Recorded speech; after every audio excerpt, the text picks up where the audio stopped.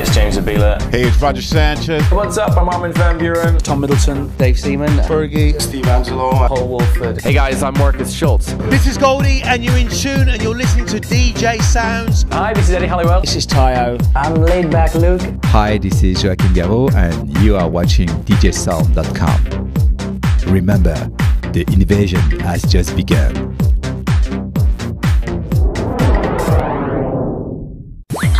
Begin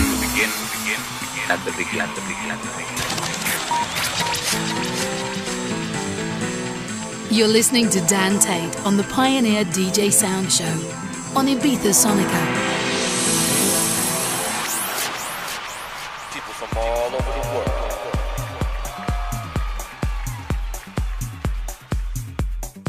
And yes, welcome back to the Pioneer DJ Sound Show. And we're blessed this week to have one Markus Schulz in the studio. Now, Markus, how are you doing? Fantastic. Sorry about being delayed coming in. A little bit of crazy weather here in London, so my flight was delayed. But I'm happy to be here. And wow, you guys got a really cool little studio and shop going on over here. Excellent. Yeah, thank you for nice words about the Pioneer Lab we've got here down in Hoxton. Yeah. Now, crazy year. We're a couple of weeks before Christmas. America's Best DJ. Let's start there. I mean, what an accolade. I mean, that's been quite a journey, hasn't it? Yeah, I mean, you know what? I'm so appreciative of the fans. First of all, dance music is blowing up in the United States. So the timing of this is like amazing because it is blowing up in the United States. But also, I think what's really cool about this whole thing is, I'm not one of those guys who had a hit record and then had to learn how to DJ to go out on tour. I started DJing a long time ago, and I'm a DJ at heart, and and then I started producing. So I one of the things that I've always strive to do is to kind of like make sure that through my platform is to let people know about the art of the DJing. You know what I mean? Yeah. And make sure that doesn't get lost as dance music keeps blowing up, and these guys who with hit records suddenly have to go out on tour. I want people to kind of like understand and know that there's like a real art form here behind this scene. Fantastic. I mean, I can tell that by the 6, 8, 10, 12-hour sets. Yeah. I mean, no one commits themselves to that kind of duration without kind of having a proper handle. Yeah, and that's actually how I started. I started off as a resident DJ at a club, and every Friday and Saturday night I was doing her 7 or 8 hour sets, and that's how I kind of learned my craft. So whenever the ironic thing is, I started getting more and more popular, and my sets started getting smaller, really shorter, to the point the frustration got even larger because you had so much to say. But yeah, and so now we've kind of come full circle again, where I'm at a point where I'm able to ask promoters like, hey, listen, this might be a good time to do a solo set where I open up, I play, as the doors open, and then I play until the last person leaves. And to me, there's nothing cooler than like that first kick drum as the doors open. You know what I mean? And you see the people running onto the dance floor. Yeah, and it's funny because what I try and do is I try and like be more atmospheric at the beginning. There'll be a kick drum, but it's just like setting the tone, and like when last time I did my solo set at Ministry of Sound, it was like they came in the doors screaming, and I'm like, whoa, I got like 30 minutes, 45 minutes of like building here to do, and you guys are ready to rave right away. So I guess that's, like I said, that's the whole thing about the art of the DJing, and I'm very patient, so when I do see that, it's like I acknowledge them, but I try and stay stay the course. It's like build it up, start deep, and yeah, then, you need to build. play in waves, and you want to go old, and then you want to bring it back again. What I do is when I do the long sets, I program it like 3 DJs. Like I program an opening set, like an opening DJ, and then I do my peak hour, you know, all the hits and all the stuff that people expect to hear me do, and then you know, I get into the after hours part, and the after hours part is a little more druggy, a little more trippy, a little more weird, you know, and it's a lot of fun, and I'm the cool thing is it's not like I look at the clock and go, wow, I got 8 hours to go. I look at the clock and I go, wow, okay, I got like 1 hour before I go into my peak anthems or my peak hour set. Oh, I got another hour and a half before I get into my after hours. So I'm constantly looking forward to like you're kind of thinking step. like a couple of tracks ahead, but then also kind of 30 minutes. Yes, exactly. So and it's cool because you can really spread your wings when you're doing that, and really surprise people, because there's stuff that I'll play in the after hours part where people are like, what? Oh my God, you know? Awesome. So, well, we haven't got a lot of time, but the album Scream, we've got to cover that right at the start. Well, you know, this artist album is a lot more diverse than any of the albums that I've ever done. One of the things is I play so many different types of clubs, so many different types of events, and so I thought that just having one album with one sound, you know, it doesn't really work when you're doing festivals, you're doing more commercial clubs, you're doing more after hours, long sets, whatever. So I wanted to have some diversity. So it doesn't matter if I'm playing in a more commercial club where the people maybe are not so knowledgeable, or in a city where they're not quite as trendy, or if I'm playing, you know, down the rabbit hole, you know. It doesn't matter. There's tracks on the album that I can play that are that fit the occasion. So you know, I don't know, I'm very proud of it. The fact, I mean, a couple of months, you know, after the launch, how does it feel now? You know, it's properly out in the ether. Yeah, I think that people are understanding. Like at first, people were like, you know, what's going on here? There's like all these tracks, so many vocals, and it's like, you know, it was a balance between the vocals and the instrumentals. But I think people now kind of like settled in, have given it a fair listen, and now I think, you know, all the messages and all the comments that I'm getting are, you know, like, wow, this song is really grown on me, or wow, this is my, you know. And that's a real testament to a great piece of music, that obviously you need that hook to begin with, like with an album, but then when it stands the test of time and people sort of give it time, and it's given room to breathe. And I think people, you know, producers can get a little, you know, get nervous, because when the album first comes out, you know, the people that are the noisy ones are the ones who want the instant gratification. And you know, exactly it takes a while for it to really kind of seep in, and people to sometimes to understand it. And also, people love sensationalism.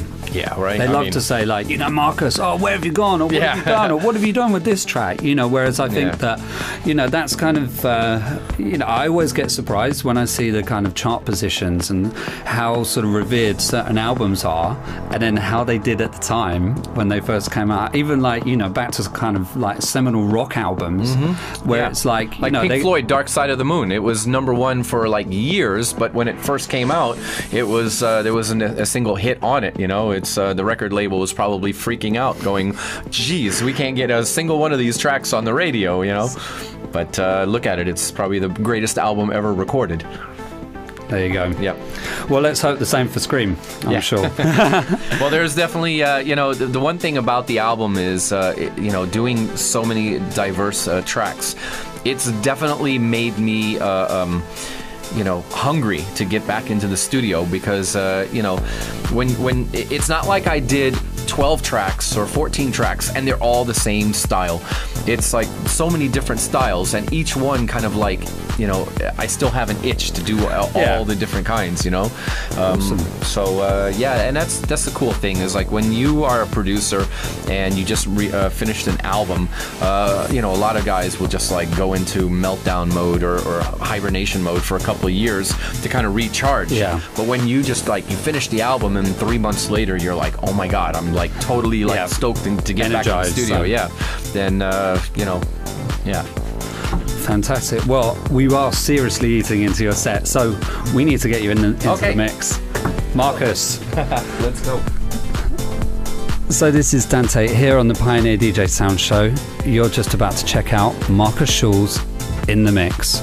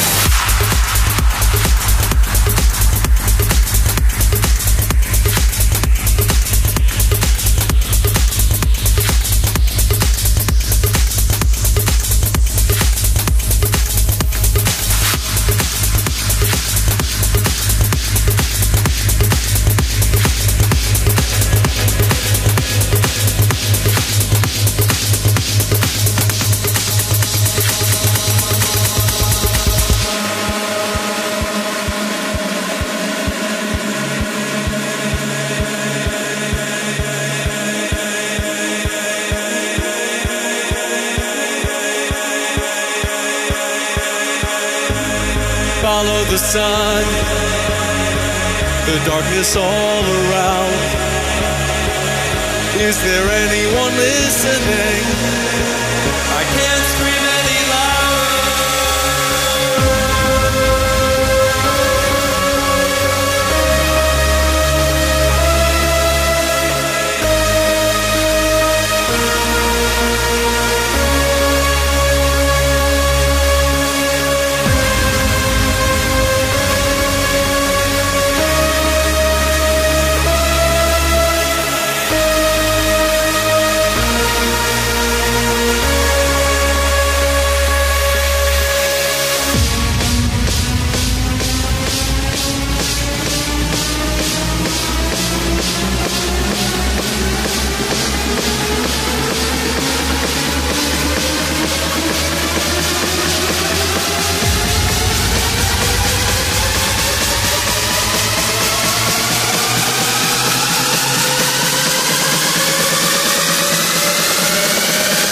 I can't scream any louder.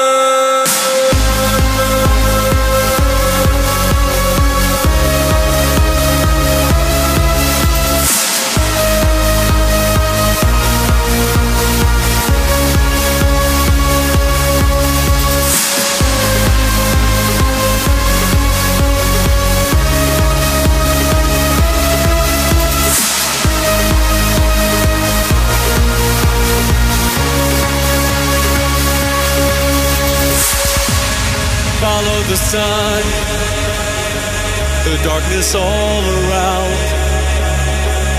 Is there anyone listening? I can't scream any louder. I wanna get lost with you.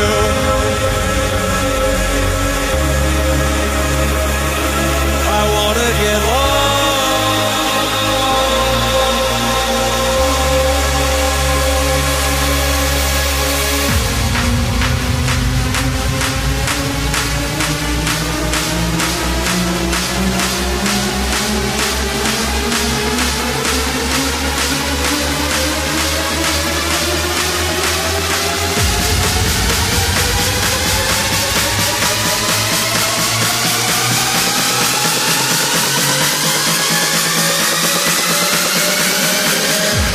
I wanna get lost.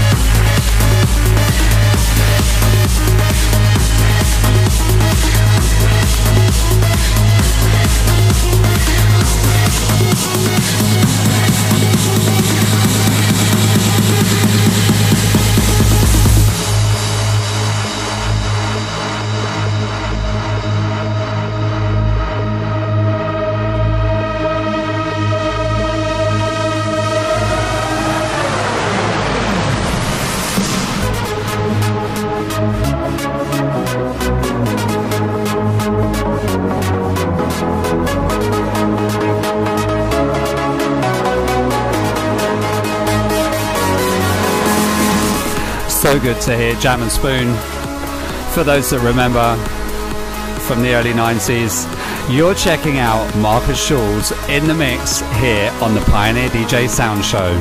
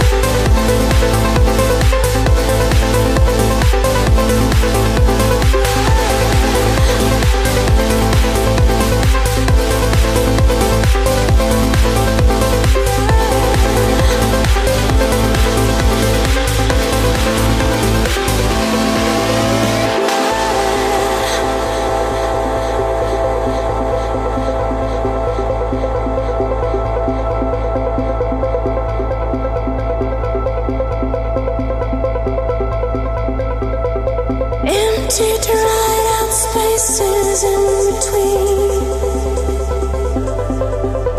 The land is broken, like my heart. Feels like the desert in need. Feels like the desert in need.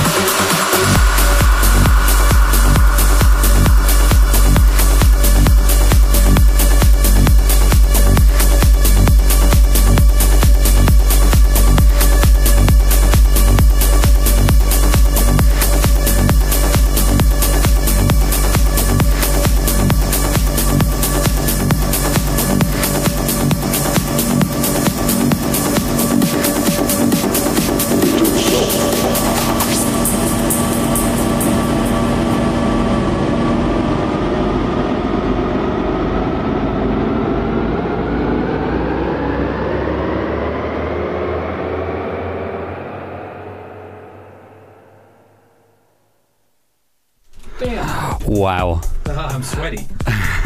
Markus Schulz, what a mix. I love these tech-savvy DJs. You say, I've got 5 minutes left, and the radio part of them just switches on, and they go, okay, I've got 5 minutes left, I'm going to end this perfectly. Rather than just like, oh yeah, I'll just leave that track running in the background. Markus, come round here. Oh. That was actually quite fun. Actually, why were you not expecting it to be? Well, I mean, it's like DJing in your bedroom, but it kind of takes me back to the days when I was DJing in my bedroom, so a lot of fun.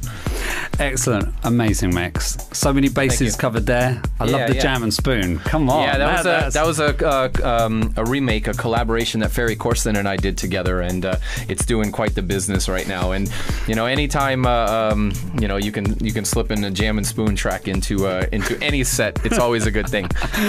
Awesome. Now, how many? We haven't got a lot of time, so we're going to squeeze it in. Yeah. Cold Harbor. Many releases. Yeah, played Coma, in the mix. Yeah, Coma is like a big champion on Cold Harbor right now. He's doing really well. Beat Service is on fire.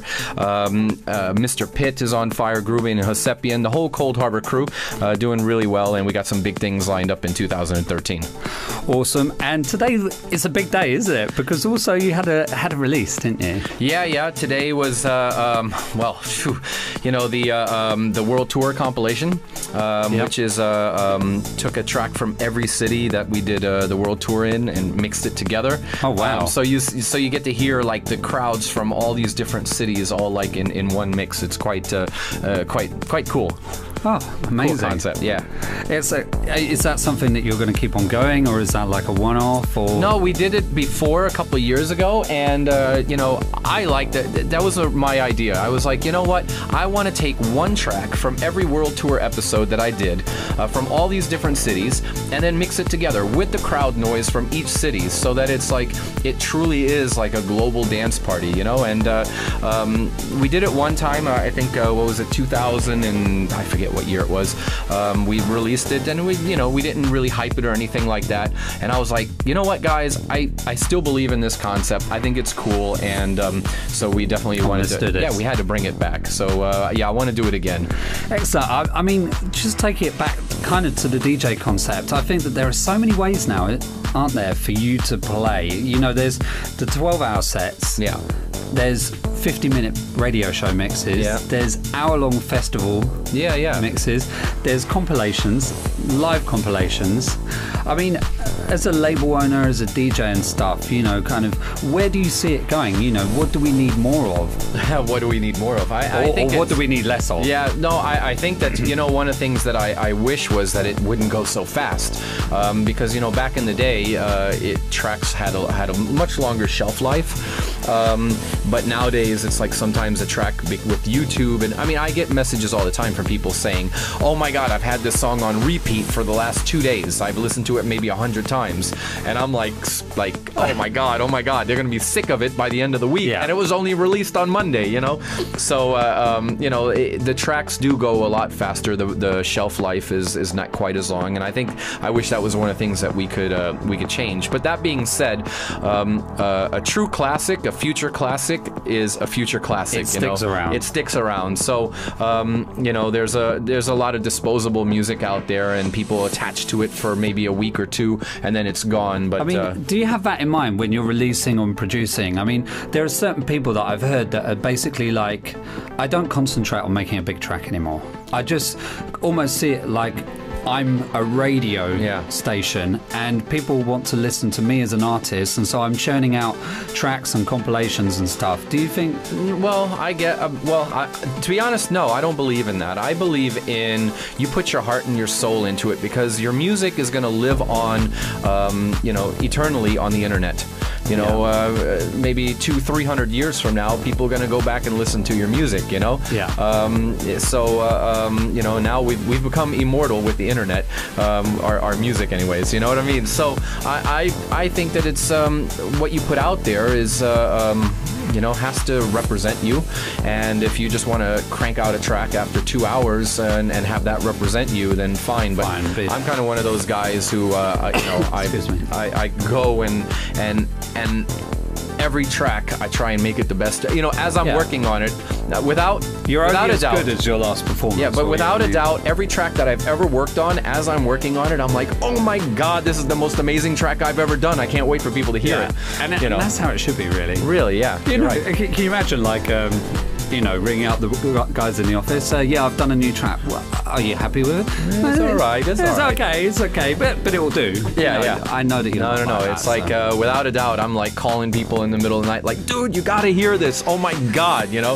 And then it's like in the morning time, I'll go and listen to it. And I'm like, oh, sorry, I don't know what I was thinking. But you know, it's like without a doubt, I'm always For every 10 of those, there's always. Yeah. I know. Now, Techie. Okay. Right, we just showed you the CDJ 2000 Nexus. You just played across 4 of them. Yeah, you for know, the mix. it's funny because I don't have any of these in my studio yet, and the only place I've seen them is at gigs. So I haven't really been able to like get into them because it's hard to really kind of like experiment with them when you have thousands of people Yeah, you out don't want there, to be you at know. a festival and be like, Yeah, what's this button do?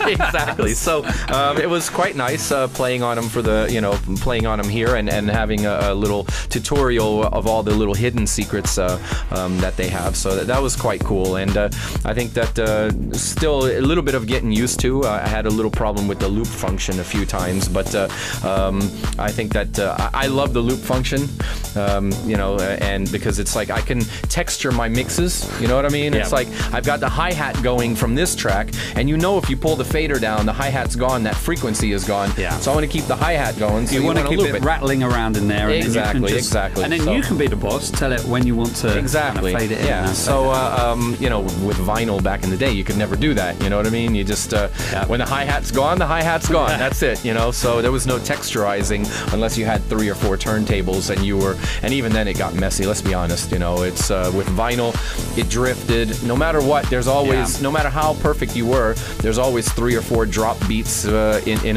any transition. Yeah. You know, and you know, especially when you're doing 3 or 4. But this is great, and that's one of my favorite features. Awesome. Well, unfortunately, we've run out of time. Thank you so much for coming on the show. Thank you guys for having me. And I must say, this isn't the first time that we tried to get Markus on the show, because you were making a video, weren't you, in Ibiza? Yeah. When we last tried. We wanted to, Were people you know, running through the hills? Well, the problem was, it's like, it was my last appearance in Ibiza, and the track isn't going to be out until like springtime, but you can't go in the middle of the winter to film a video in Ibiza, right? So you have to. So we had to film it, you know, and because I was leaving the next day, we had to film it at that point. So scheduling conflict, but you know, I'm very happy to be here. I'm glad that we can make it happen. Yeah, now. me too. It's a really big. I event, promised you guys that I wanted to. So thank you guys for having me, and thanks for being patient. And I hope that you know, maybe there's some people out there that were inspired a little bit. You know, of course. I know there's, you know, a lot of things, a lot more things you can do with this, and you know, I look forward to the young kids out there figuring it out and kind of schooling me on some new stuff. Awesome, Markus. Cool. Thanks so much. All right, thank you. This is Dan Tate here on the Pioneer DJ Sound Show. Thank you so much, Markus Schulz. What another amazing show. Just want to give another big thank you to all our listeners, viewers, for all your input regarding future guests. We've told their management we're going to snare them, we're going to bring them in. So sit tight, stay tuned. We're signing out. Goodbye.